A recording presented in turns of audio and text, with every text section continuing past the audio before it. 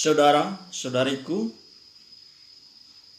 edisi kali ini kita akan bercakap-cakap tentang taman. Tetapi taman bukan sembarang taman, bukan taman kawe-kawean, bukan juga taman kaleng-kalengan. Tetapi taman kali ini yang kita cakap-cakapkan ini adalah taman yang sangat terkenal, spektakuler, up to date dari abad ke abad. Ada mau pilih taman yang mana? Dengarkan dulu kisahnya. Nah, di akhir kisah baru Anda memilih. Ingat, pilihan Anda itu adalah sebuah konsekuensi. Sekali memilih, itulah harus dicintai untuk selamanya. Oke, mari kita ikuti kisahnya.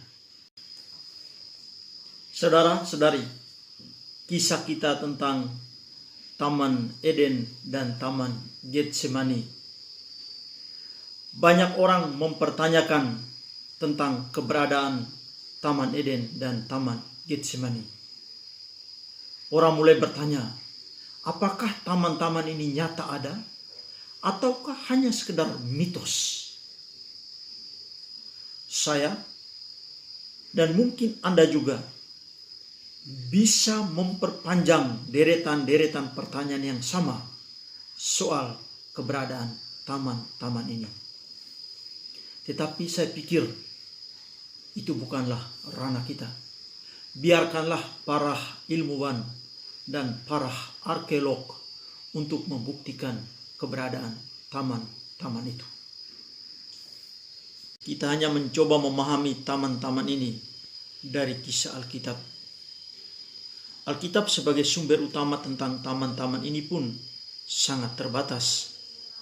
Dan kita belajar untuk merasa puas dengan data yang disediakan oleh Alkitab. Dalam kitab Kejadian, Perjanjian Lama maksudnya, telah memberikan gambaran umum tentang Taman Eden sebagai sebuah tempat yang sangat menyenangkan, subur, hijau, selalu dialiri air dan ditumbuhi berbagai macam jenis pepohonan. Taman Eden juga sering diidentikan sebagai taman Tuhan. Taman Eden sebagai sebuah tempat yang sangat menyenangkan, bisa dikaitkan sebagai simbol kemewahan dan kesenangan. Taman Eden sebagai simbol kebaikan Allah bagi manusia dan ciptaannya yang lain. Allah tidak hanya menciptakan bumi yang baik, namun Allah juga menyediakan tempat yang istimewa dan sempurna bagi manusia. Taman Eden sebagai rumah bagi manusia. Taman Eden adalah taman kebahagiaan, taman harmoni. Para penghuni tidak mengenal yang namanya kejahatan, tidak mengenal yang namanya permusuhan, iri hati dan dengki. Semua penghuni hidup dalam kedamaian. Kisah selanjutnya, Taman Eden berubah menjadi neraka dalam tanda petik bagi para penghuni. Berawal dari ketidaksetiaan manusia, yakni memetik buah dari salah satu pohon yang telah dilarang oleh Tuhan. Akibatnya manusia harus diusir dari taman. Ular dikutuk dan terjadi permusuhan dan peperangan serta pembunuhan.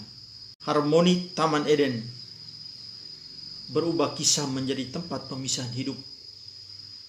Keutuhan ciptaan hancur berkeping-keping. Kisah Taman Eden adalah kisah yang endingnya membawa malapetaka dan penderitaan yang memilukan.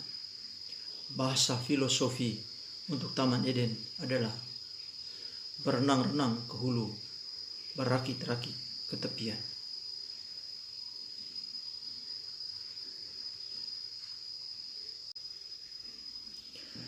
Taman Getsemani. Ketika mendengar kata Getsemani, pikiran kita akan melambung jauh tentang awal penderitaan. tempat yang sangat horor dan menyeramkan. Bahkan Yesus sendiri pun merasa takut dan sedih berada di taman ini. Hatiku sangat sedih, seperti mau mati rasanya. Tinggallah di sini dan berjaga-jagalah. Di taman Getsemani, Yesus ditangkap dan diserahkan kepada para serdadu sebagai tawanan. Di taman Getsemani, Yudas mengkhianati Yesus dengan menciumnya, sebuah ciuman maut. Di taman Getsemani terjadi perselisihan, bahkan pemenggalan telinga yang dilakukan oleh Petrus. Di taman Getsemani, Yesus mengalami perjalanan penderitaan. Para murid lari ketakutan dan bersembunyi.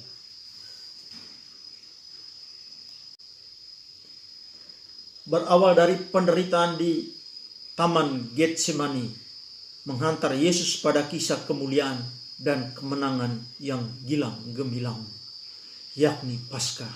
Kebangkitan Yesus mengalahkan dosa dan maut. Kebangkitan Yesus menghapus kisah horor dan menyeramkan di taman Getsemani.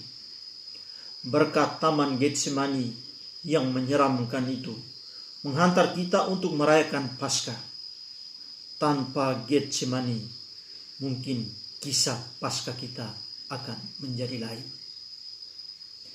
Getsemani sebagai simbol awal yang menderita, tetapi ending yang membahagiakan. Bahasa filosofi untuk taman Getsemani adalah berakit-rakit ke hulu, berenang-renang ke tepian. Taman Eden adalah awal yang membahagiakan, tetapi akhir yang tragis. Sedangkan taman Getsemani adalah awal yang tragis, tetapi akhir yang membahagiakan.